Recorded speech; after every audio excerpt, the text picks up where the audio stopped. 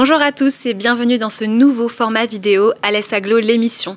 On se retrouvera le premier mardi de chaque mois sur la chaîne YouTube et sur les réseaux sociaux de la ville d'Alès et de l'agglomération pour parler de l'actualité de notre territoire. Avant de commencer cette émission, je suis avec Christophe Rivinc, président d'Alès Agglomération et premier adjoint au maire. Bonjour Christophe Rivinc. Bonjour Laura. Alors vous allez nous en dire un peu plus sur le concept de cette émission. Vous proposez déjà un Facebook Live le dernier mardi du mois. Pourquoi avoir décidé de créer une émission? Quelle sera la différence? Écoutez, je crois qu'en 2024, vivre avec son temps, c'est vivre avec l'image. Nous avons la chance d'avoir à l'agglomération d'Alès, ainsi qu'à la ville d'Alès, un service, une direction de la communication qui fait déjà des vidéos sur alès.fr, sur les réseaux sociaux. On a des journalistes et donc on a aussi du matériel qui nous sert pour les diverses animations. Donc j'ai souhaité qu'on puisse créer ce studio tout en interne. Tout est fait par les services municipaux de la ville d'Alès. C'est du matériel municipal et ça va nous permettre une fois par mois, pour l'instant, j'espère peut-être un peu plus, de pouvoir surtout donner la parole à des personnes qui font le territoire.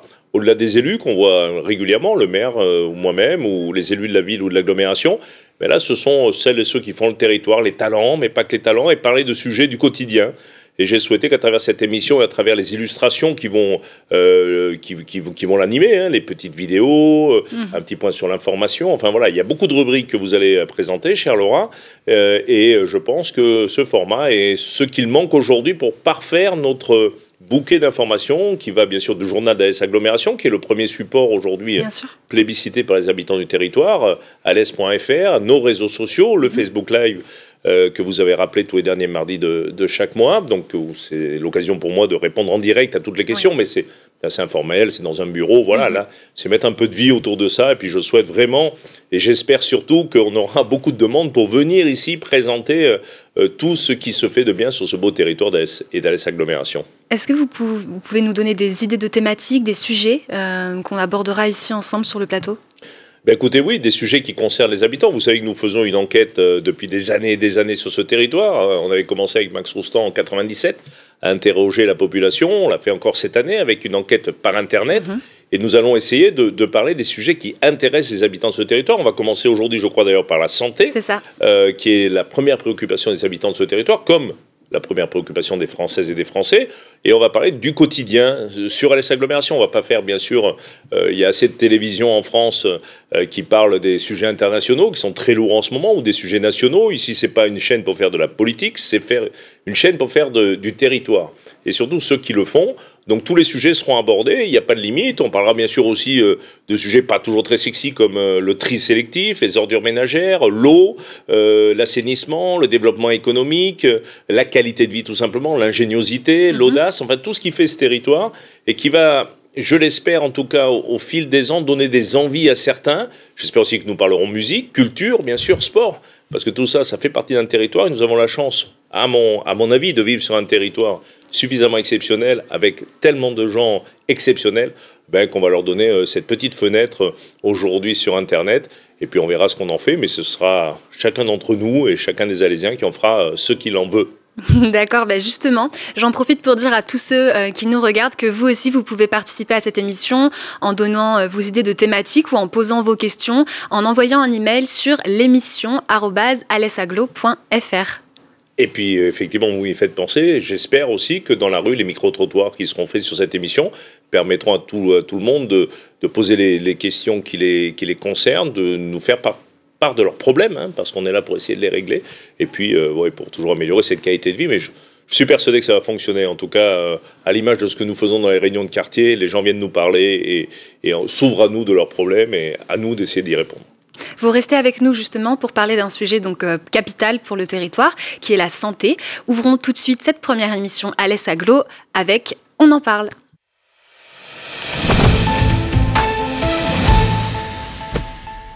Avec nous sur le plateau, le docteur Françoise de Mathéis, coprésidente de Reseda, qui s'occupe de la coordination des réseaux de santé sur le bassin alésien. Bonjour Françoise de Mathéis. Bonjour Laura. Alors avant de vous questionner tous les deux sur la santé, j'aimerais qu'on revienne sur la grande enquête qui a été menée cet été auprès des grands Alésiens.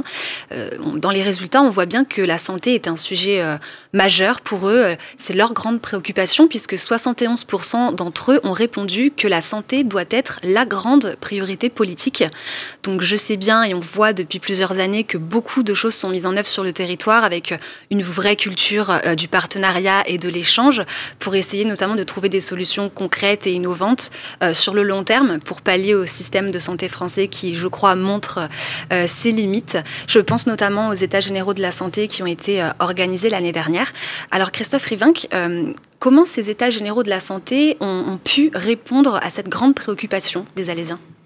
Ben écoutez, je ne sais pas s'ils ont pu répondre, en tout cas ils ont pu écouter. Ils ont pu écouter à la fois bien sûr ce que disent les habitants de ce territoire, mais aussi tous les soignants. Nous rappelons tous en 2020, avec cette terrible crise que nous avons connue, la volonté des Françaises et des Français, des habitants d'Alès Agglomération, d'honorer leurs soignants au quotidien et de faire en sorte de défendre cette belle profession qui est de soigner ses concitoyens. Et suite à cette crise Covid, de nombreux problèmes sont apparus sur la gestion de la santé, ici comme ailleurs, avec la désertification médicale, avec du manque de lits dans certains hôpitaux, avec du manque de moyens. Rappelez-vous le problème des masques, par exemple, le problème des vaccins, et qui a fait prendre conscience, je pense, de plus en plus de personnes, que la santé non seulement, effectivement, était quelque chose d'essentiel, ça on le partage, mais plus que jamais était la principale préoccupation à la fois des Alésiens, enfin des habitants d'Alès Agglomération, mais des Françaises et des Français. Et donc nous avons la chance sur ce territoire d'avoir depuis de très nombreuses années, je veux rendre hommage au docteur Françoise de Mathéis, qui a été d'ailleurs pendant quelques années, je veux dire de longues années, avant sa retraite, médecin de santé publique de la ville d'Alès, a initié avec Max Roustan à l'époque le premier contrat local de santé d'une agglomération en France, et surtout organise aujourd'hui, et hier, parce elle était à la manœuvre avec beaucoup de ses confrères, les réseaux de santé qui sont uniques en France. Alors nous avons la chance d'avoir un système de coopération dont on va parler, je pense, aujourd'hui, assez unique en France, mais pour l'instant, il n'empêche qu'il y a des problèmes aujourd'hui de désertification médicale, de problématiques pour beaucoup de nos concitoyens d'avoir accès à la santé, et c'est pour ça que ces États généraux ont... au-delà même des solutions qu'elles ont apportées, elles sont nombreuses, elles sont très intéressantes, ont surtout permis de mettre l'éclairage sur cette difficulté. Donc j'espère qu'on va être l'un des premiers territoires à pouvoir repartir et rebondir. Et il y a beaucoup d'initiatives dont on va parler peut-être ce soir ici même. Alors il se trouve que les grands Alésiens nous ont fait part de leur expérience sur l'accès à la santé. On les écoute tout de suite. C'est au niveau des médecins généralistes, parce qu'ils sont en train de partir tous à la retraite et il n'y a pas le renouveau. Donc c'est compliqué. Et quand on en a un, on le chouchoute. Mais je vois ma femme qui doit voir un cardiologue, par exemple. Pris rendez-vous au mois d'août, elle a rendez-vous qu'au mois de février de l'année prochaine sur Alès. Impossible d'avoir des rendez-vous sur Alès en dermatologie, il faut 6 mois. À Vézénan, parce que j'habite pas à Alès, mais c'est que sur rendez-vous. Donc j'ai un petit rhume, j'ai une grippe, j'attends que ça passe. Podologue, les dentistes, les rendez-vous c'est très difficile. Et tout le monde ne peut pas aller se déplacer à Alès parce qu'il y a beaucoup de personnes âgées ici qui ne sont pas véhiculées. J'ai voulu aller chez le médecin de mes parents au centre-ville, il n'a pas voulu me prendre. Parce qu'il a 200 personnes en liste d'attente. Les urgences, ils ont réduit les horaires aussi à cause du manque de personnel. Là, on a un pôle qui s'est ouvert juste en face de mon garage. Mais c'est réservé à tout ce qui est traitement longue durée ou arrêt de travail. Les ophtalmologues, on peut avoir un rendez-vous assez rapidement depuis qu'il y a aussi la clinique là, qui s'est ouverte. Moi, j'ai un problème de médecine du sommeil. Le rendez-vous, c'est 1 mois, ça va. On a un peu tout sur Alès, je pense. Que moi j'ai absolument rien en Ardèche. Hier j'ai demandé à voir un ostéo, j'en ai vu un ce matin. Enfin voilà, à 13h quoi. Donc c'est plutôt efficace. Il faut vraiment faire venir des généralistes ou refaire une maison de santé en centre-ville. Je pense qu'il serait bien de développer des maisons de santé. Je crois que le problème est vraiment un problème d'encombrement des urgences par une médecine de ville qui n'est plus pratiquée. Pour moi, je fais du Doctolib ou Care ou des choses comme ça parce que c'est pas toujours possible de trouver un praticien disponible. Ça fait 2-3 ans qu'on a la maison de santé. Maintenant, oui, on arrive à trouver un médecin. Mais c'est que pour Saint-Martin-de-Valgag. Vous savez qu'on a pas mal de trucs. Donc maintenant, on a les médecins traitants, on a un kiné, on a une infirmière. On entend dans ce micro-trottoir que consulter un médecin généraliste est très compliqué. 49% d'entre eux ont plus de 60 ans, donc 1 sur 2. Et actuellement, 15 000 grands Alésiens sont sans médecin traitant. Christophe Rivin, que leur diriez-vous ? Écoutez, j'ai envie de leur dire que c'est une préoccupation qui est la nôtre également. Et nous essayons, à travers un certain nombre d'actions, même si... en tant que président d'Alès Agglomération, maire adjoint d'Alès, je n'ai pas de compétences en matière de santé, mais en se mobilisant globalement avec les praticiens, avec les professionnels de santé, avec la population, avec l'hôpital, qu'il ne faut pas oublier. Il y a beaucoup de choses à dire et j'espère qu'on aura le temps de parler aussi de l'hôpital qui se développe considérablement ces derniers mois. Nous essayons de mettre en place de nouveaux systèmes qui permettent de répondre effectivement à cette démographie médicale qui aujourd'hui nous inquiète, mais il y a quand même des bonnes nouvelles. Oui, on va en parler aussi. On va parler des bonnes nouvelles parce qu'il faut aussi en parler. Nous n'avons jamais eu autant d'internes sur l'hôpital d'Alès. Pas plus tard que la semaine dernière, j'ai reçu à l'hôtel de ville 50 nouveaux internes. 5 m'ont dit qu'ils allaient faire le choix, après leurs études, de rester sur Alès. Donc c'est une bonne nouvelle. Donc moi, je veux garder l'espoir. Et en tout cas, si on ne fait rien, on n'aura aucun résultat. Mais l'avantage, c'est qu'il y a beaucoup de choses en cours. Et c'est vrai que là-dessus, notamment Reseda, et pas que les CPTS, enfin toutes les organisations de soins, sont à la manœuvre et je reste optimiste quand même pour l'avenir. Et on entend d'ailleurs, oui, qu'il y a du positif dans ces témoignages. Plusieurs projets innovants qui ont vu le jour grâce aux États généraux de la santé ont été cités. Je pense notamment à la maison intercommunale sport et santé. Et d'ailleurs, les acteurs regroupés sous l'association Reseda ont participé eux aussi à l'élaboration de ces projets puisqu'ils ont porté des propositions aux États généraux de la santé.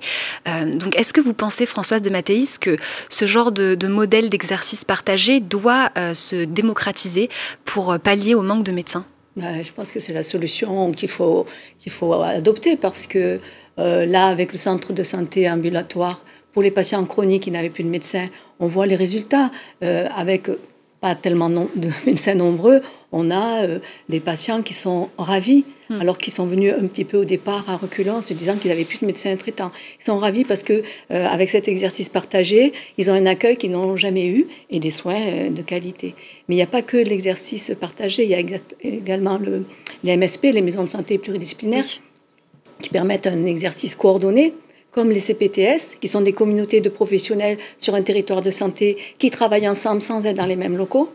Et qui arrivent à travailler ensemble et à améliorer la qualité des prises en charge et à également économiser du temps médical. On a également d'autres projets avec des infirmiers qui se forment en pratique avancée, des infirmiers en pratique avancée qui vont pouvoir seconder et voir des patients entre deux consultations médicales qui vont économiser du temps médical.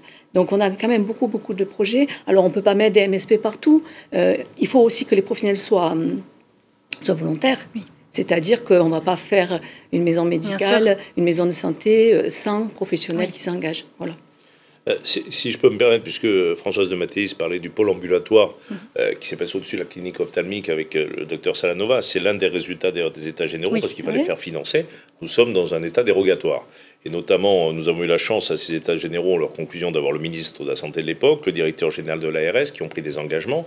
Et l'une des problématiques du système de soins en France, tout le monde le dit, mais je veux le redire, c'est que la complication de la réglementation. Parce que pour l'instant, nous sommes encore en expérimentation, alors qu'il y a plus de 2000 patientes qui passent. Il y a aujourd'hui, demain, 6 médecins dans ce pôle ambulatoire qui vont arriver, mais qui ne peuvent pas faire un plein temps, qui veulent rester à la fois libéraux et travailler dans une structure. Et ça, la réglementation française l'interdit. Donc il nous faut aujourd'hui pouvoir obtenir des dérogations pour pouvoir faire fonctionner quelque chose qui ne coûte pas beaucoup plus cher à la sécurité sociale que des soins classiques, et surtout qui sont dans l'expérimentation, qui permettent d'attirer des soignants et notamment des médecins. Donc, vous voyez, on marche un peu sur la tête dans ce pays, et ces états généraux et ces expérimentations doivent nous permettre aujourd'hui à Alès, comme peut-être dans d'autres endroits en France, mais moi je parle d'Alès, d'expérimenter des systèmes qui peuvent régler aussi une partie du problème de manque d'accès aux soins pour la population. Et ça en fait partie, ce pôle ambulatoire ou la clinique de pédiatrie de Claire-le-Guillemot, tout ça, les colibris, tout ça sont des systèmes expérimentaux. Et je rappelle, j'appelle encore notre directeur général de l'ARS, déjà, qui était venu, qui je discute très souvent, de nous accompagner dans ces expérimentations. Oui, il est évident qu'il faut que les institutions suivent. Oui. Notamment l'assurance maladie, parce que c'est très compliqué de fonctionner quand même dans ce centre ambulatoire. Les professionnels passent beaucoup de temps à régler des problèmes administratifs, mais déjà au moins il y a beaucoup, je crois qu'ils sont à plus de 1000 personnes qui ont été reçues. Ils ont d'autres projets aussi, parce que là c'est un centre pour les soins programmés, mais il y a aussi tous les soins non programmés et ils ont aussi l'intention de monter ce type de projet pour les soins non programmés. Et ça, c'est important aussi parce que on a vraiment besoin de tout ça. Ils ont également des soucis avec des personnes âgées qui ne peuvent pas se déplacer à domicile. Et donc là aussi, il y a des expérimentations qui sont en cours avec un partage de travail entre des infirmiers et des médecins. Donc il y a vraiment... je crois que les professionnels de santé, quand ils sont confrontés à des difficultés, et qu'on les aide, ils arrivent toujours à trouver des solutions. Et c'est là où il faut quand même saluer la ville qui, depuis maintenant 30 ans, soutient le travail en réseau. Parce que le travail en réseau, c'est pas encore dans les mœurs, oui. Oui, c'est pas encore dans les mœurs partout, alors que finalement, les premiers réseaux ont commencé dans les années 90. Et ce travail partenarial porte ses fruits. On le voit avec des professionnels qui savent s'engager ensemble dans des projets assez compliqués. Ils sont soutenus par Reseda sur tous les plans, que ce soit logistique ou administratif, jusqu'à ce qu'ils soient autonomes. Parce que nous, la vocation qu'on a à Reseda, c'est pas de faire à la place des professionnels, c'est de les aider à s'autonomiser et à répondre, parce que ce qui est le plus important, c'est les besoins des habitants. Voilà. Vous parlez d'ailleurs, un de vos interlocuteurs parlait des problèmes des urgences. Oui. Si on reprend juste pour que tout le monde comprenne bien, quand cet hôpital neuf a été construit, inauguré au début des années 2010, il y avait 25 000 passages, on est quasiment à 50 000 passages. C'est pas qu'on est plus malade aujourd'hui, alors certes il y a plus d'habitants sur ce territoire, mais c'est tout simplement puisque beaucoup trop de personnes en absence de médecins traitants vont aux urgences pour malheureusement... ce que j'appelle, enfin heureusement pour eux, mais malheureusement pour les urgences, la bobologie, c'est-à-dire ce qu'ils pourraient attendre d'aller chez un médecin traitant. Donc voilà, il y a des choses simples qu'on a proposées, comme un centre de soins non programmés, puisqu'on parle là du centre du pôle ambulatoire pour les soins programmés, et il faut faire la même chose pour le premier recours, pour les soins non programmés, c'est-à-dire pour les petites urgences du quotidien, la petite grippe, la petite angine, ce que tout le monde comprend bien, ce pourquoi il y a 30 ans ou 40 ans, on avait nos médecins de famille qui venaient nous donner l'antibiotique qui allait bien quand il en faut, c'est pas automatique, et puis surtout le petit Doliprane ou le cachet d'aspirine. Et donc tout ça, c'est simple, tout le monde le dit, mais c'est aussi laisser parallèlement dans l'organisation des soins du temps aux soignants et aux médecins pour faire de la médecine et pas faire de l'administratif. Tout ça, c'est facile aussi. On le propose, les médecins le proposent. Il suffit de valider par un petit décret.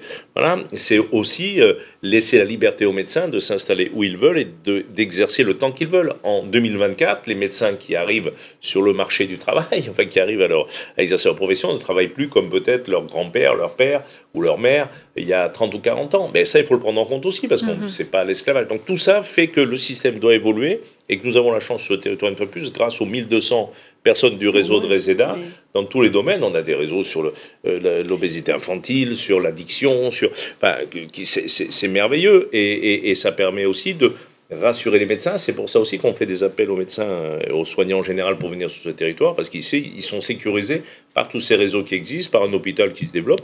Et donc c'est plutôt encourageant là aussi. Et donc moi je veux remercier aussi bien sûr une nouvelle fois les soignants, les acteurs au sein de Reseda, les services de l'agglo et de la ville, bien sûr, qui sont mobilisés également. Donc voilà, et il faut continuer à se mobiliser et je pense qu'on va y arriver. Et j'aimerais qu'on parle justement des actions du réseau, enfin des réseaux Reseda, parce que le premier contrat local de santé a été signé en 2011. C'était donc le premier d'Occitanie et le troisième seulement à l'échelle nationale. Et ça veut dire que Reseda donc avait déjà commencé à travailler sur ces sujets-là bien avant les États généraux de la santé. Est-ce que vous pouvez nous citer quelques projets qui ont été mis en œuvre par ces réseaux ?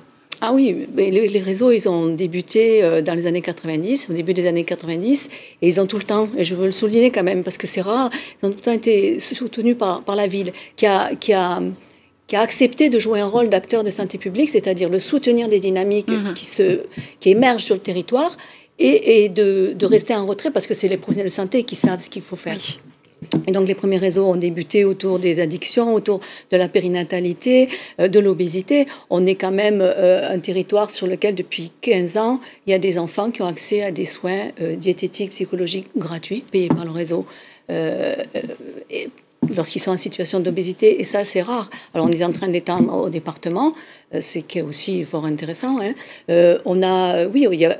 ce que je dirais de l'effet réseau, c'est une meilleure qualité de soins, de prise en charge, de la cohérence aussi, parce qu'il y a un travail de coordination entre différents acteurs qui n'ont pas les mêmes rôles, mais qui se complémentent.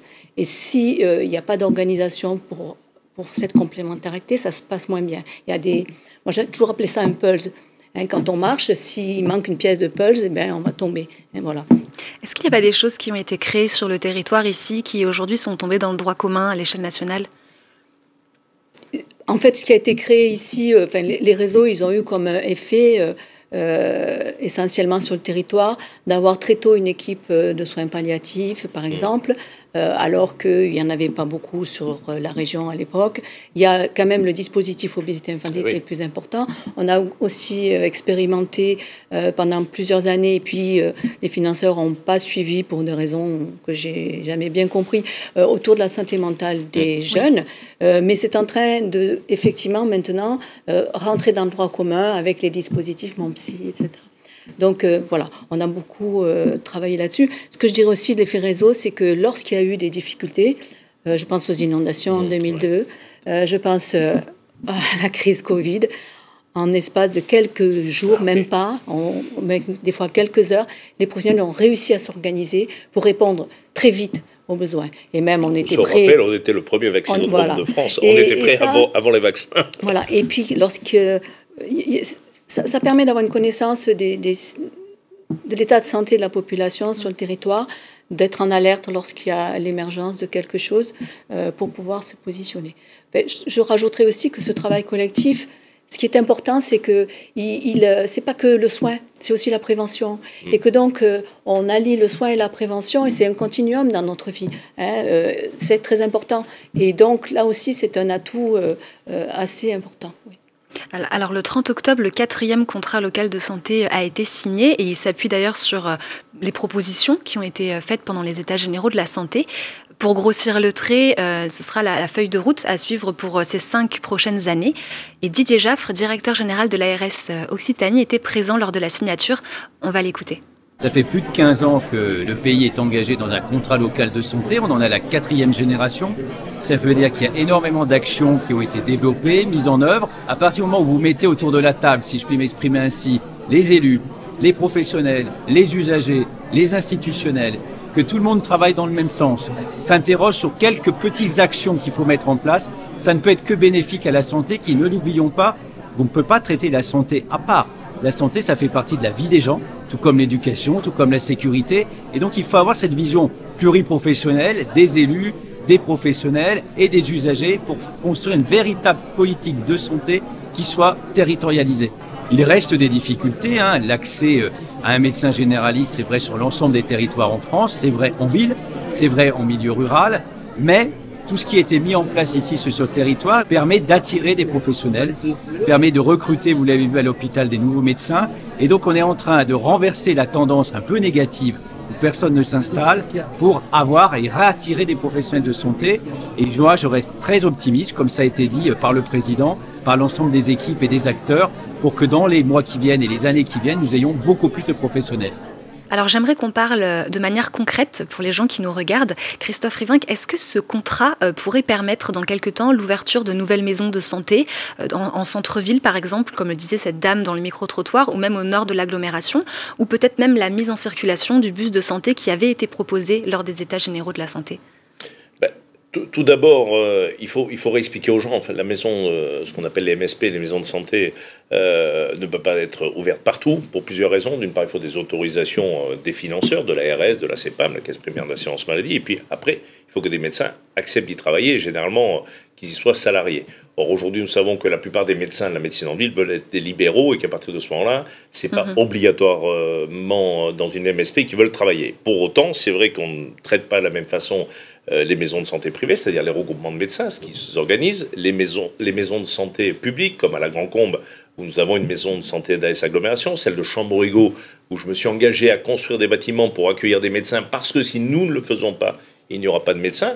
Puis la ville d'Alès, où il y a beaucoup plus de concurrence, où il n'y a pas besoin de faire de maisons de santé classiques. Par contre, il y a besoin de développer des systèmes pour les soins non programmés, ce sur quoi nous travaillons aujourd'hui, comme ce pôle ambulatoire qui a été ouvert il y a quelques mois, et d'autres choses. Donc bien sûr qu'il faut travailler là-dessus. Concernant le bus santé, là j'ai une petite colère, parce que vous voyez, pas plus tard que ce matin, j'ai écrit au directeur général de l'ARS, à la ministre de la Santé, et à l'ancien ministre de la Santé, effectivement, puisque des engagements avaient été pris lors des conclusions des États généraux sur le financement de ce bus et sur la gestion, en l'occurrence, par Filiéris de ce bus. Il semble que les choses soient remises un peu en cause, mais j'ai pris l'engagement et nous mettrons en place de toute façon un système qui permettra d'aller dans la ruralité et d'amener de l'accès aux soins dans la ruralité, que ce soit dans un bus ou pas dans un bus. Je regrette juste que pour l'instant des engagements aient été pris et été modifiés en cours de route. Je ne désespère pas que l'actuel ministre de la Santé et le directeur général de l'ARS confirment leurs propos. Et dans ce cas-là, nous allons en reparler. Mais bien sûr qu'il faut aller vers les gens. L'aller vers, c'est important. En matière de santé publique, notamment sur un territoire comme celui de l'agglomération d'Alès, je ne citerai pas les communes, mais sur celui de Bonnevaux, par exemple, vous ne prenez pas votre voiture, vous ne faites pas 1 heure de voiture pour aller consulter un médecin. Il va falloir aller vers ces personnes pour qu'elles puissent avoir le même accès aux soins. Et ça passera aussi par le renforcement de l'hôpital de Ponteil, par le renforcement du CHAC d'Alès et par toutes ces coopérations. Donc bien sûr qu'on va travailler, et moi je ne désespère pas qu'on puisse avancer concrètement très rapidement. Et oui, Françoise de Mathéis, je crois qu'on innove avec ce 4e contrat local de santé, on parle de santé mentale. Oui, en fait, on innove. On a surtout une reconnaissance du travail qui a été fait depuis, là aussi, 15 ans, autour de la santé mentale, adultes et enfants. Et là, on a une labellisation de tout le travail qui avait été fait et qui va donner aussi des moyens de coordination. Et on sait, nous, sur le territoire, que lorsque les professionnels de santé ont des projets, s'il y a du temps de coordination qui est mis à leur disposition, ben les projets émergent et vont de plus en plus vite. Plus on a de coordination, plus on a des projets qui peuvent se concrétiser. Sinon, ils restent un petit peu dans les cartons. Voilà, et ça, c'est important. Et donc là, on a, avec ce contrat local de 4, on a eu la labellisation autour de la santé mentale, et ça, c'est très important. Il est possible de se faire soigner et suivre donc en restant à Alès. Christophe Rivinck, lors d'Octobre Rose, vous aviez souhaité visiter les services d'oncologie et de cancérologie à l'hôpital d'Alès. On va regarder un petit extrait de cette visite. On va vous montrer en fait à travers cette visite toutes les différentes étapes de la prise en charge qui sont disponibles sur l'hôpital d'Alès, c'est-à-dire 90% du temps de traitement qu'on peut se faire ici. On n'est pas obligé de partir du territoire d'Alès. C'est ça, 90% quand je dis du temps de traitement. La seule chose qui n'est pas disponible ici, c'est la radiothérapie. Mais la radiothérapie, c'est pas mal de contraintes, mais pas grand-chose dans le temps de prise en charge. Et l'essentiel du dépistage, de la chirurgie, des traitements de chimiothérapie suivis se fait sur le centre hospitalier d'Alès et tout le matériel est à disposition pour tout ça. Et donc il n'y a pas besoin d'aller très très loin pour avoir des soins de proximité. Ce qui est bien à l'hôpital d'Alès, c'est vraiment le fait que ce soit à taille humaine. Donc les patients connaissent les équipes infirmières. Il n'y a pas ce monde qu'on peut retrouver parfois dans les plus gros centres, ce qui est normal, ou dans les plus grosses villes, les villes plus peuplées. Donc c'est un côté quand même très agréable et ce retour il nous est fait régulièrement par les patients. On a une trentaine de personnels paramédicaux effectivement sur le service et chacun à sa hauteur en fait est impliqué dans le projet d'éducation thérapeutique soins de support. Ce qui permet effectivement de lier une autre approche en tout cas avec le patient et ce qui fait que voilà, les soignants sortent un peu leur cadre de blues ou d'un traitement et vraiment nient une autre relation avec le patient et ça crée une bonne dynamique de groupe et du coup les soignants sont volontaires pour participer à ces ateliers et pour les animer surtout. Vous pouvez retrouver l'intégralité de ce reportage sur le compte Instagram et sur la page Facebook de la ville d'Alès. Alors on l'entend, le médecin oncologue explique que la taille humaine de l'hôpital est un avantage pour les soignants mais aussi pour les patients. Je crois que la taille, le territoire à taille humaine, c'est aussi un petit peu une image de marque pour Alès Agglomération. Alors comment faire pour convaincre les soignants de rester? Avec quels arguments? Alors, tout à fait. D'une part, dans cette vidéo, je vais en profiter pour dire que c'est dans le cadre d'Octobre Rose que j'ai souhaité faire cette petite déambulation dans l'hôpital, parce qu'encore trop de femmes, 1 sur 2, ne fait pas cette prévention. Et ça a aussi pour but d'expliquer qu'on peut la faire à la maison, on n'est pas obligé d'aller à Montpellier, et il y a tout sur place pour 90% des femmes qui partiront avec juste un bon diagnostic, et pour les quelques pourcents qui vont partir avec un diagnostic de cancer, on peut gérer jusqu'à la reconstruction mammaire à l'hôpital d'Alès. C'est important de le faire savoir, tout comme Novembre Bleu d'ailleurs, pour les cancers de l'homme. Et je crois que la prévention, il faut qu'on en fasse nous aussi un cheval de communication parce que c'est important. Ensuite, pour attirer sur le territoire, je peux dire aujourd'hui qu'après avoir reçu 2 promotions justement d'internes, j'ai dit tout à l'heure en début de ces propos, à l'hôtel de ville pour les accueillir sur Alès, je me rends compte que de plus en plus de jeunes médecins, de futurs médecins, concernant les internes, ont l'envie de vivre sur un territoire à taille humaine. C'est eux qui me le disent, et c'est eux qui me le disent parce que c'est vrai que, alors je ne vais pas parler d'autres villes, mais si on parle des grands centres universitaires où on est un numéro parmi d'autres, c'est vrai quand on est interne, on n'a pas peut-être cet accompagnement. Et donc vivre à Alès aujourd'hui, en liaison bien sûr avec les CHU de Nîmes, de Montpellier, parce qu'il y a besoin de ces rattachements. Eh bien écoutez, ça peut être effectivement un choix professionnel. Et puis il y a la ville, et aujourd'hui ici en ville, cette qualité de vie fait que peut-être de plus en plus de médecins, et avec la suppression du numerus clausus, et je veux aussi donner cet espoir aux habitants du territoire, la suppression du numerus clausus il y a quelque temps, va dans les 2-3 années créer ses effets, et on aura donc plus de médecins, j'en suis sûr. Et puis après tout, on accueille 1000 personnes de plus chaque année, donc dans ces 1000 personnes, il y a des médecins aussi, des infirmiers, des infirmières, tous les soignants. Voilà, et donc on va continuer à se battre pour ça. Mais je crois aussi que cette habitude de travail, un partenariat, un réseau, un exercice coordonné, partagé, chaque fois qu'on a des nouveaux professionnels qui arrivent sur le territoire, ils sont épatés d'abord et ravis. Parce qu'en fait, maintenant, plus personne, enfin, pas tout le monde, beaucoup de jeunes ont envie de travailler avec les autres.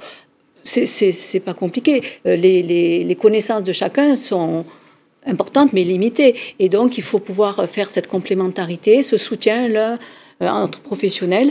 Et nous, on voit bien que ceux qui arrivent, très vite, ils viennent voir ce qui se passe et ils s'intègrent dans les groupes de travail et ils réfléchissent avec les autres aux problèmes qu'ils rencontrent et ils trouvent des solutions beaucoup plus facilement. Donc moi je crois que, et puis moi pour avoir rencontré plein de jeunes médecins qui s'installent dans d'autres régions, là, souvent ils disent j'y suis allé parce qu'il y avait une MSP, parce qu'il y avait une CPTS, une communauté professionnelle territoire en santé dynamique, parce que je crois que maintenant on ne peut plus travailler tout seul dans son coin comme ça se faisait avant. Et merci à tous les deux pour votre participation et pour vos réponses. Maintenant, culture et littérature dans Le Zoom Sur. On revient sur la remise du 39e Cabri d'Or. Merci Laura. Merci.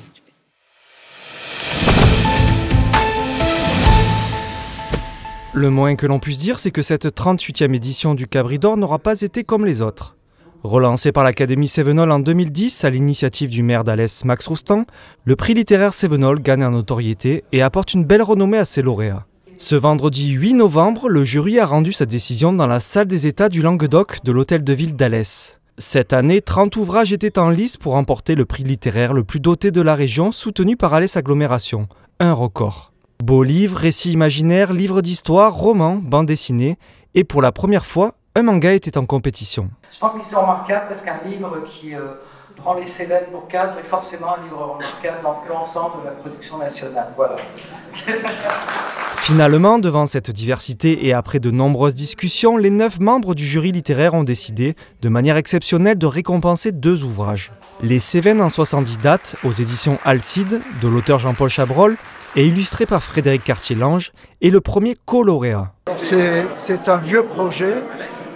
Je voulais faire un livre traditionnel, très chronologique, et au bout de quelques semaines, je me suis dit non, tu fais fausse route. Des histoires des Cévennes, il en existe, donc tu vas choisir des dates. Ensuite, c'est poser la question comment illustrer ce livre, ou des photos ou des dessins. Les photos, c'est très classique, c'est convenu, donc on a fait appel à Fred, qui est illustrateur, et donc il a illustré chacune des dates, et on a eu un dialogue permanent sur le choix des dessins, des détails, des modifications, etc. Et c'est comme ça que nous avons travaillé tous les deux ensemble. Les 2 auteurs travaillent également ensemble depuis plusieurs années sur une collection jeunesse. Moi je vois ça plutôt comme par rapport à l'ensemble en fait, de notre travail, parce que lui c'est un travail continu. Donc pour moi je reçois ça comme aussi pour la collection jeunesse qui met en valeur le patrimoine. Là c'est un tout, c'est pas forcément ce livre-là en fait. Après, c'est une reconnaissance, donc c'est toujours positif. Dans un tout autre registre, le récit auto-fictionnel du philosophe Alain Guyard, Ma cabane sans peine, aux éditions Le Dilettante, reçoit aussi le Cabri d'Or 2024. C'est parce qu'il s'est retiré dans un masé à Génolac que l'auteur a eu l'idée d'écrire ce roman satirique. J'ai pas voulu écrire quelque chose sur les Cévennes, j'ai écrit quelque chose alors que j'étais en Cévennes, dans la cabane. C'est très chouette parce que ça veut dire que les amoureux des Cévennes ont vu dans ce que j'ai raconté des choses qui étaient assez proches des Cévennes que j'ai pu écrire. Donc c'est toujours assez plaisant de savoir qu'on a un peu tapé dans le mille. Vive la littérature, vive les Cévennes, vive l'Écosse méditerranéenne, vive le Cabri d'Or, vive l'anarchie et bonjour maman. Face à ce nouveau record de participation, aussi signe de reconnaissance de la part des auteurs et des maisons d'édition, Christophe Rivenc, président d'Alès Agglomération, a souligné dans son discours l'intérêt grandissant de la scène littéraire pour les Cévennes. Un cadre propice à l'imaginaire qui permet à l'homme de renouer avec sa nature et son environnement. J'en profite pour vous annoncer que vous pourrez retrouver les coloréats en dédicace à la médiathèque Alphonse Daudet très prochainement. Alain Guyard signera Ma cabane sans peine le vendredi 6 décembre à 17h et Jean-Paul Chabrol et Frédéric Cartier-Lange vous rencontreront pour vous présenter Les Cévennes en 70 dates le vendredi 13 décembre à 17h également. Tout de suite, les dernières infos du territoire dans la rubrique Actu.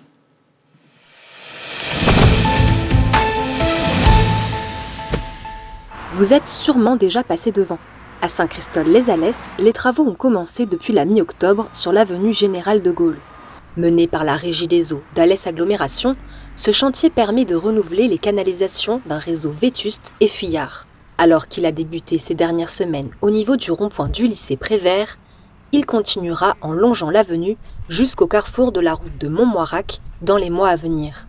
Si la durée du chantier est fixée à 7 mois, c'est surtout parce que le site pose plusieurs difficultés techniques. On a deux contraintes particulières pour ce chantier, c'est qu'en fait, on a deux traversées de ruisseaux à franchir. Donc c'est des conduites qu'on accroche, on va dire, sur l'ouvrage d'art, sur le pont. On appelle ça des conduites en encorbellement, qui sont isolées et protégées avec une coquille inox. Et la deuxième contrainte qui est la plus spécifique sur ce chantier, c'est qu'en fait, on a plus de 15 000 véhicules jour qui circulent sur la voie. Donc en fait, on est obligé de réduire, on va dire, l'emprise du chantier par rapport à la zone de travaux pour éviter qu'on ne bouge pas trop la circulation à la fois en amont et en aval. Et ensuite, la seconde contrainte qu'on a par rapport à cette voirie, c'est qu'on doit rendre la circulation, donc en fait laisser la voie libre le week-end. Donc en fait, on est obligé de faire une réfection de chaussée provisoire sur la tranchée et qu'on n'ait plus de trous, de tranchées d'ouvertes pour le vendredi soir. Bien conscientes des nuisances, la Réal et les entreprises en charge des travaux font le nécessaire pour limiter l'impact du chantier sur le quotidien des grands Alésiens.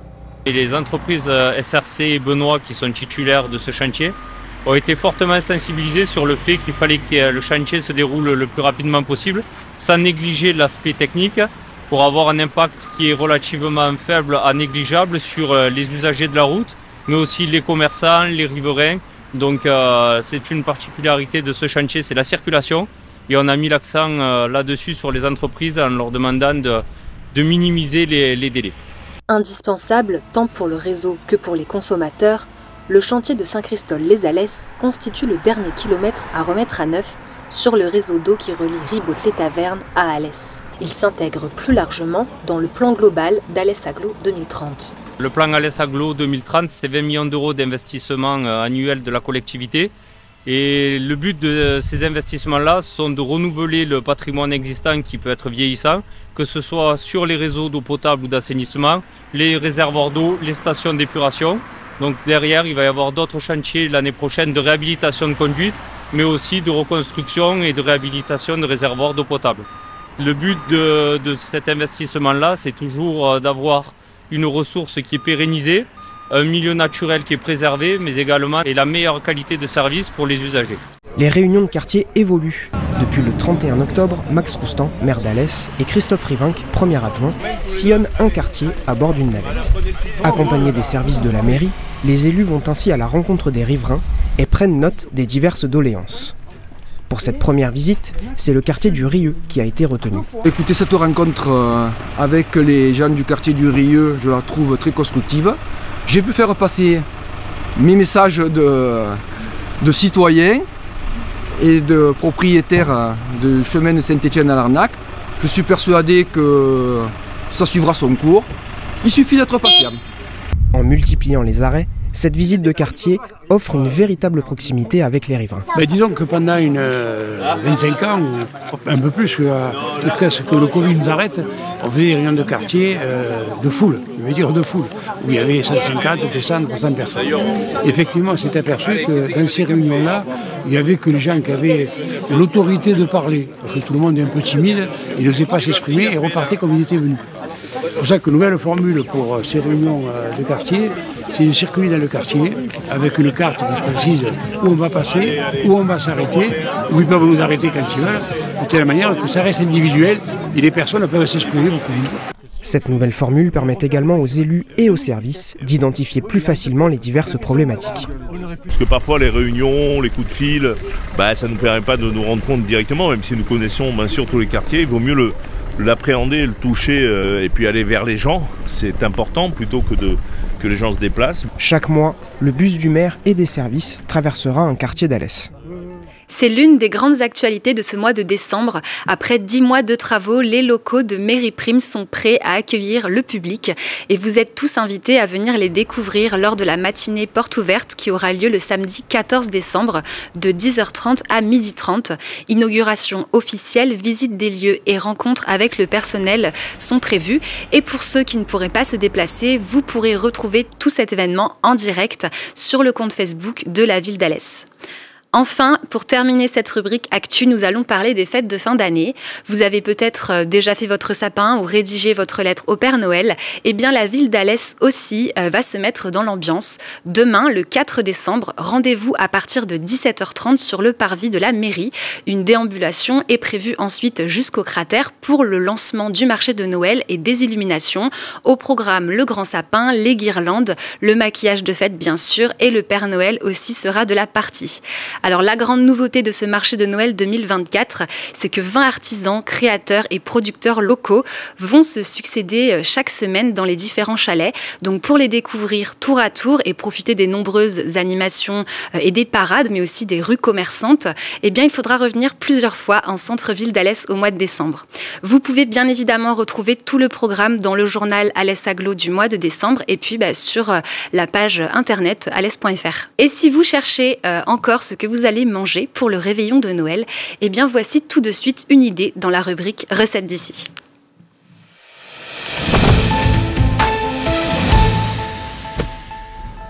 Bonjour Bernadette, alors qu'est-ce que tu nous proposes pour ce repas de Noël ? Alors, je vous propose une rencontre avec le chef Sébastien Rath, qui est le chef du restaurant Le Saint-Hilaire, un chef récompensé depuis quelques mois à peine par une première étoile Michelin, et il m'a appris à faire une recette à base de shiitake, des champignons japonais, mais qu'on trouve aussi en Ardèche, figure-toi. D'accord. Et donc, voilà, je vous propose là une petite version pour que vous découvriez une corolle de shiitake avec des shiitake et de la truffe à l'intérieur pour Noël. C'est un délice. Et puis, si vous regardez ensuite sur le site internet la recette complète, vous aurez aussi un petit biscuit qui accompagne. Et c'est vraiment exceptionnel. Super. On peut lancer tout de suite, on regarde le sujet. Ok. Alors Sébastien, par quoi on commence? Eh bien écoute, la première chose à faire, c'est la pâte. Elle peut s'effectuer la veille, bien sûr. Une pâte à lasagne, digne de ce nom. Moi, où j'ai vraiment voulu jouer que au jaune d'œuf, pour éviter qu'avec le blanc, si tu veux, ça gonfle un petit peu. On va avoir besoin d'un joli petit laminoir de table à pâte. Et on va avoir besoin de quelques petits moules, comme tu vois ici, pour pouvoir la coincer à l'intérieur, afin d'obtenir ceci après. Au niveau des ingrédients, qu'est-ce qu'il faut? Alors très simple, de la farine, du jaune d'œuf, de l'eau et un peu de sel. Vraiment pas compliqué. Du coup là on va incorporer tous les éléments liquides dans la farine, c'est-à-dire le jaune d'œuf et l'eau. On y va. On va faire une belle pâte de ça. Elle va être un peu sèche au départ, c'est normal. Puis à force de la pétrir, on va en faire une jolie pâte bien agglomérée. En fait, c'est pas très difficile la pâte à lasagne. Moi, je croyais que c'était super dur. Non, non, c'est vraiment pas compliqué. Et après, tu vas l'étaler comme ça. On va la détailler. Voilà, donc là, la base, elle est faite. La pâte est bien homogène. On va la laisser comme toute pâte un petit quart d'heure de repos. Et après, on va la baisser avec le laminoir de table. Il faudra qu'on fasse quelque chose de très fin. Et alors, donc, si j'ai pas de laminoir, comment je fais? Alors, si tu n'as pas de laminoir, tu as deux attitudes qui s'ouvrent à toi, Bernadette. Soit la version où tu vas chez ton marchand de pâtes fraîches, soit sinon, tu peux très bien le faire à la version feuille de brique, à la version pâte à filo. Ça peut très bien marcher. Tu vois, tu auras cette pâte très fine et très friable. Moi, j'aime bien la pâte à lasagne parce que c'est quelque chose, si tu veux, qui supporte davantage l'humidité et qui me permet d'avoir un beau croustillant, un beau craquant lorsqu'on le déguste. Voilà pourquoi. Là maintenant, je viens faire au découpoir un emporte-pièce rond, quelques disques comme ça. Je vais donc le placer à l'intérieur de mon petit moule, délicatement, et je vais l'emprisonner, le cuire, en le refermant sur lui-même avec son petit moule numéro 2. Clac ici dessus. Si j'utilise de la pâte philo ou une feuille de brique, comment je procède alors? Le même principe en fait, sauf que pour réveiller ta pâte à philo ou ta feuille de brique, eh bien, il te faut la réhydrater avec du beurre fondu. Alors le beurre fondu, n'utilise pas tout simplement comme ça, c'est trop facile. Amène-moi-y du goût.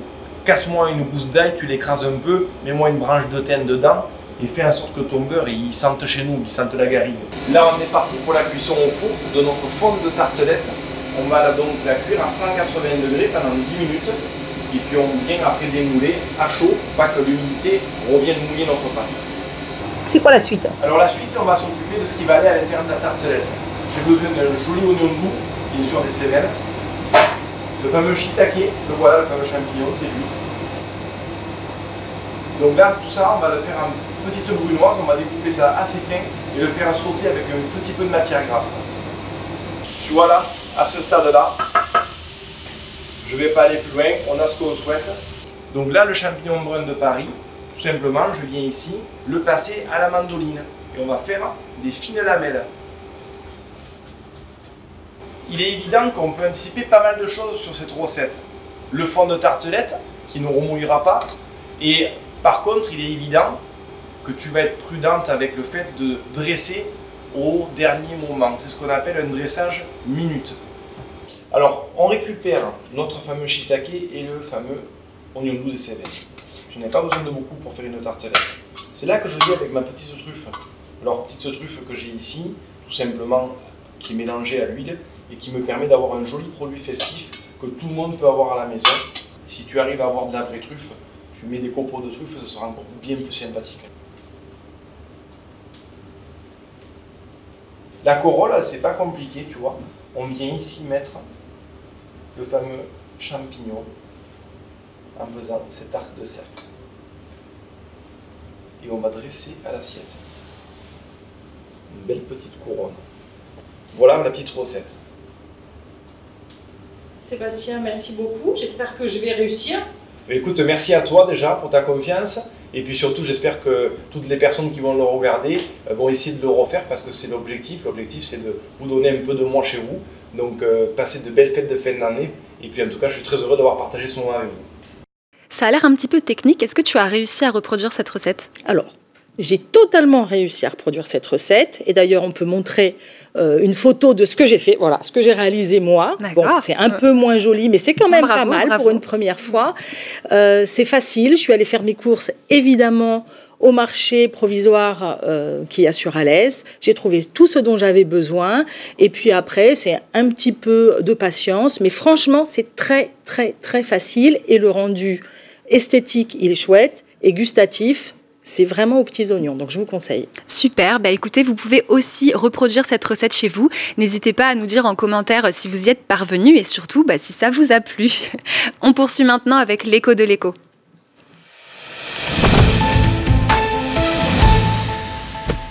C'est une filière courte qui, en plus, est de saison.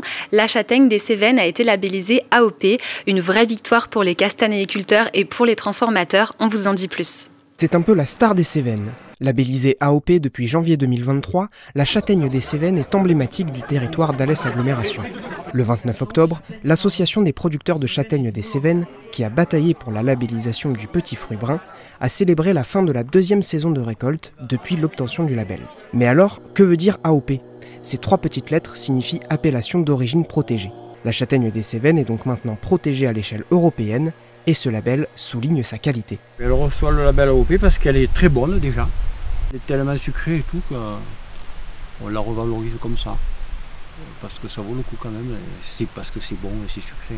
Ça représente une meilleure valorisation et une reconnaissance du travail des anciens et de maintenant des agriculteurs des Cévennes. Ça fait un bon apport d'argent pour les agriculteurs des Cévennes, des zones de montagne.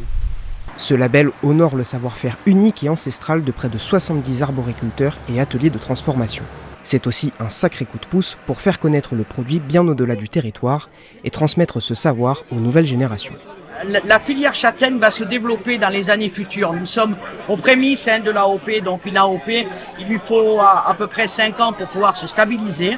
On va aller de plus en plus dans le fait que nous avons des jeunes qui s'installent dans les Cévennes et qui vont donc récolter de la châtaigne et la travailler. Donc ça représente aussi un tonnage plus important au niveau français. Si les châtaigniers façonnent le paysage cévenol depuis toujours, cette labellisation n'est pas qu'une histoire de fierté. C'est aussi un réel enjeu économique pour la filière qui participe à dynamiser le territoire d'Alès Agglomération. La filière fait vivre sur l'ensemble du territoire à peu près 300 et quelques familles, emploi direct ou indirect d'ailleurs. Et donc il y a une dynamique sur le territoire cévenol grâce à la châtaigne qui est très importante et qu'on veut perdurer et bien sûr développer. Mais le label AOP encadre aussi la production de la châtaigne avec des règles très strictes. Le débroussaillage chimique, par exemple, est prohibé. Seuls les engrais organiques sont autorisés. Les petits fruits bruns sont récoltés après être tombés naturellement des arbres sur des filets et le traitement insecticide après la récolte est lui aussi interdit. Ces normes, plutôt contraignantes, garantissent la qualité du produit et permettent aussi aux producteurs d'augmenter leurs tarifs. Aujourd'hui, c'est un peu une contrainte, quand même, parce que ça nous oblige à beaucoup de traçabilité, en fait. Tous ces lots doivent être tracés. Donc, en termes de charge de travail, c'est une charge de travail importante. Mais bon, on l'a accepté, on l'a voulu, cette démarche. Un investissement, en fait. Ça nous coûte. Aujourd'hui, ça nous coûte. Mais quand même, on espère bien, à court, moyen terme, que le consommateur va le reconnaître et qu'il y aura un retour pour les producteurs et pour l'entreprise. Alès Agglo l'émission, c'est aussi un concept qui est pensé pour mettre en valeur et faire connaître les jeunes de notre territoire qui ont du talent. Voici Talent d'ici.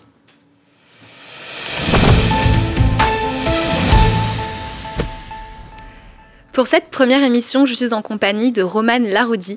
Salut Romane. Bonjour Laura. Merci d'avoir fait le déplacement, je suis très heureuse de t'avoir sur le plateau. Alors Romane, à seulement 18 ans, tu as été sacrée cet été à Budapest champion du monde de kickboxing. Est-ce que c'est ça? C'est ça, exactement. Est-ce que tu pourrais expliquer aux gens qui nous regardent en quoi ça consiste le kickboxing et quelle est la différence avec la boxe thaï par exemple ou avec la boxe anglaise? Alors dans un premier temps, ce qu'il faut savoir, c'est que le kickboxing, ça englobe plusieurs boxes. Donc on a le full contact, le K1, le kickboxing, le low kick pardon. Et la différence, c'est les zones de frappe. En fait, on a par exemple en full contact, on a le droit au pied, au poing, mais on a le droit de frapper qu'au-dessus de la ceinture. Okay. En K1, on a le droit à tout, donc de la tête aux pieds. Ouais. En low kick, on a le droit juste de la tête jusqu'au-dessus des genoux, pardon. Et la boxe thaï, par exemple, on a le droit de la tête aux pieds, mais on a le droit, on rajoute les coudes. Mm-hmm. D'accord. Et en boxe anglaise, par contre, c'est que les poings. C'est-à-dire qu'on n'a pas le droit aux jambes, pas le droit aux pieds. D'accord, voilà. Bon, c'est un petit peu plus clair. Merci. Comment t'es venue cette passion en fait, pour le kickboxing? Depuis quand est-ce que tu pratiques? Moi, je pratique seulement depuis 5 ans. Voilà. Donc, il faut savoir que j'ai été mis dans le bain, on va dire, par ma famille, en fait. Parce que c'est un sport qui a été pratiqué par ma famille. Enfin, ma famille a beaucoup pratiqué ce sport, dont mon oncle qui tient la salle avec mon coach Elian Nouvel. Et donc petit à petit, à force de faire des tours, je me suis dit pourquoi pas essayer.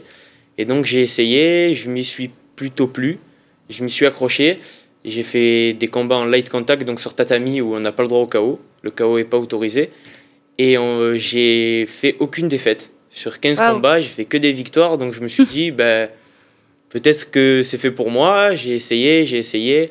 Ensuite, je me suis lancé dans le plein contact, donc là où il y a le KO autorisé.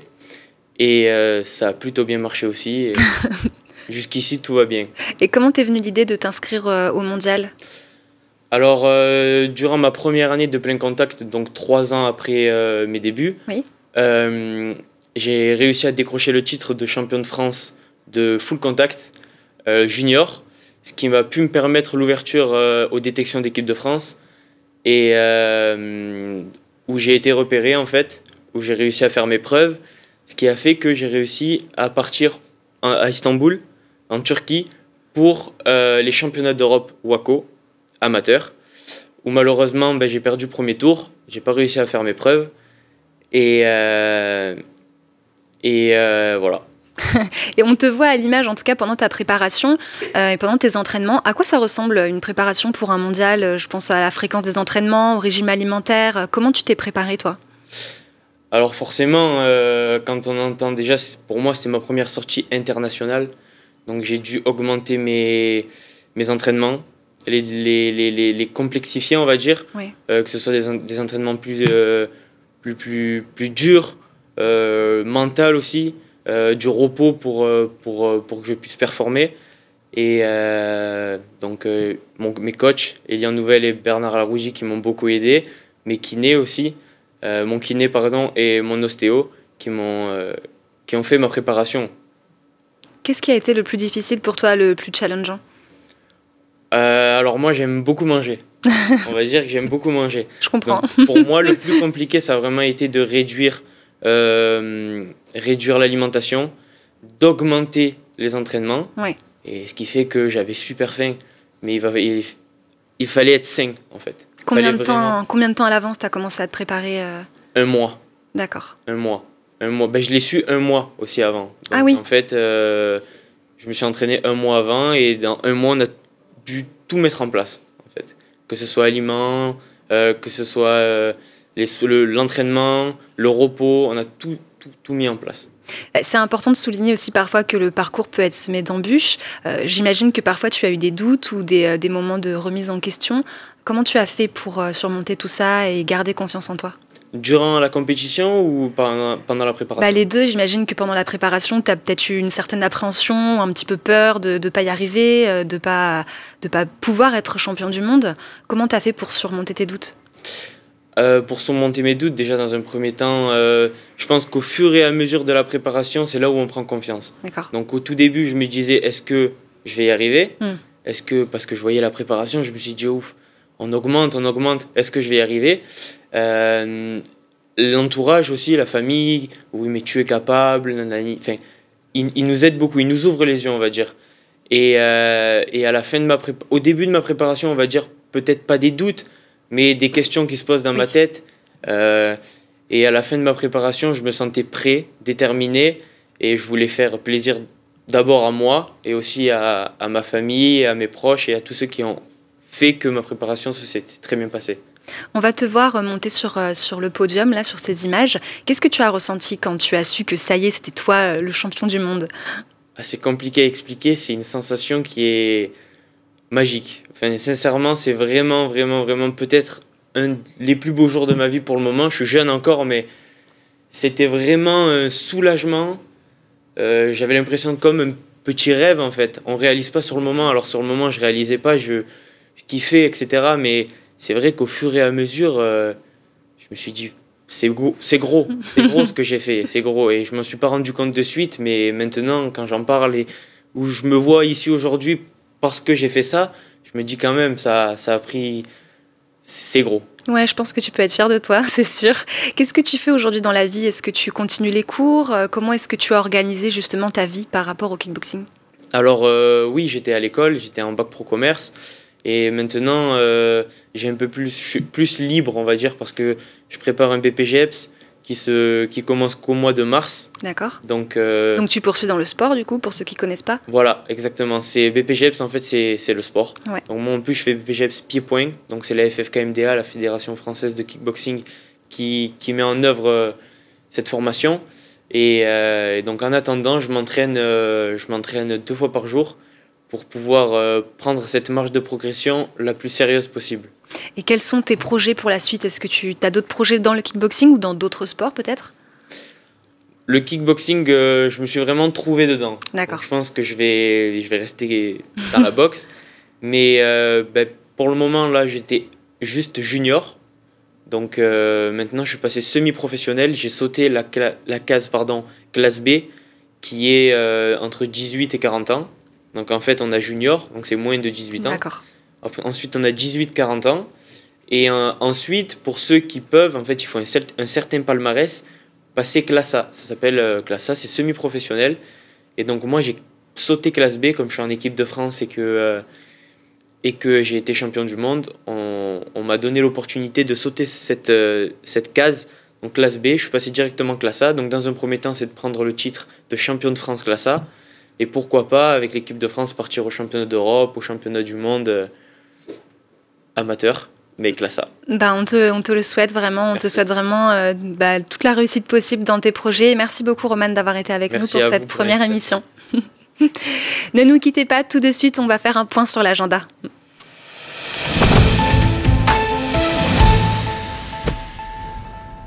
Bonjour Romain, il y a beaucoup de choses qui se préparent pour le mois de décembre, il me semble.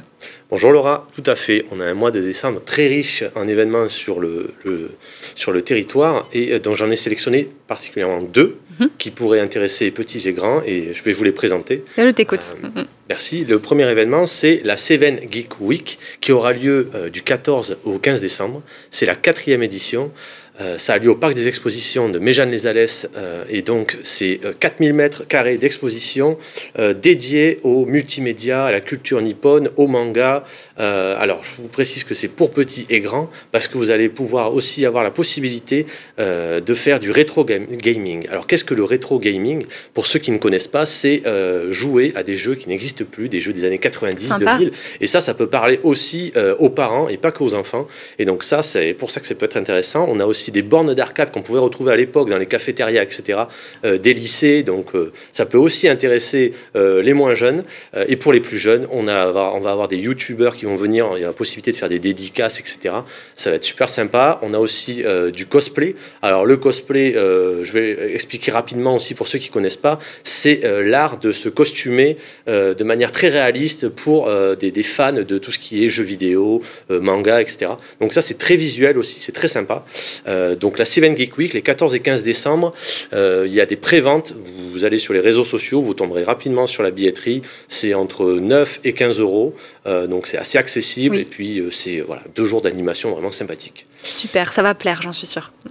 Très, très certainement. Le deuxième événement que je voulais vous présenter, c'est un spectacle de danse qui s'appelle De la rue aux Jeux Olympiques. Alors ça, c'est une compagnie qui s'appelle Pokémon. Ça fait plus de 20 ans qu'ils sont dans le hip-hop. Ils vont justement vous présenter toute l'histoire de cet art, de cette culture très populaire qui est née dans les années 70 aux États-Unis, à New York. Donc c'est vraiment 1h30 de spectacle incroyable, de danse, de show, lumière, etc. Ça a lieu au Cratère les 17, 18 et 19 décembre.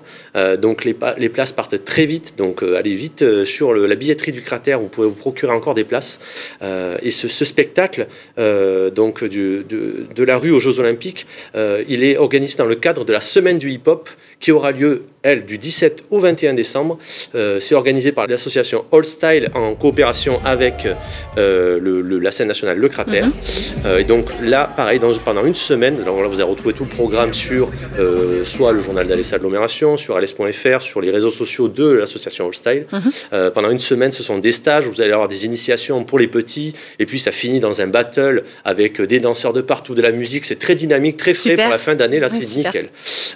Et je voulais aussi, pour terminer, vous parler aussi de... alors, je ne vais pas vous faire une liste parce que ça peut être très long. Il y a beaucoup d'événements, des festivités de Noël. Oui, bien sûr. Vous avez tout à l'heure parlé des festivités de Noël sur Alès. Là, on va parler plus largement, très rapidement, sur toute l'Agglo. Si vous voulez, sur toute l'Agglo, pendant un mois de décembre, c'est près de 15 marchés de Noël. On a une vingtaine de concerts de Noël, vraiment sur toutes les parties de l'Agglo, le nord, le sud, l'est, l'ouest. Vous avez tout ce qu'il faut pour fêter Noël en famille, les petits achats de dernière minute, etc. Donc allez-y, profitez-en. Vous pouvez retrouver toutes ces informations sur le journal d'Alès Agglo du mois de décembre que vous devriez recevoir dans votre boîte aux lettres, que vous avez peut-être déjà reçu aujourd'hui. Et puis, bien sûr, alès.fr, notre agenda. Voilà ce que je pouvais vous présenter. Parfait, merci beaucoup Romain pour ce point agenda. Merci bien. C'est la fin de cette première Alès Agglo l'émission. Merci beaucoup de nous avoir suivis. N'oubliez pas le Facebook Live du président d'Alès Agglomération le 31 décembre. On se retrouvera, nous, après les fêtes pour une prochaine émission le 7 janvier. Vos idées de sujets, vos idées de thématiques, vos questions, vos remarques sur l'émission sont les bienvenues. Vous pouvez nous contacter à l'adresse email l'émission@alessagglo.fr. Bonne fête de fin d'année à tous. Au revoir et à bientôt.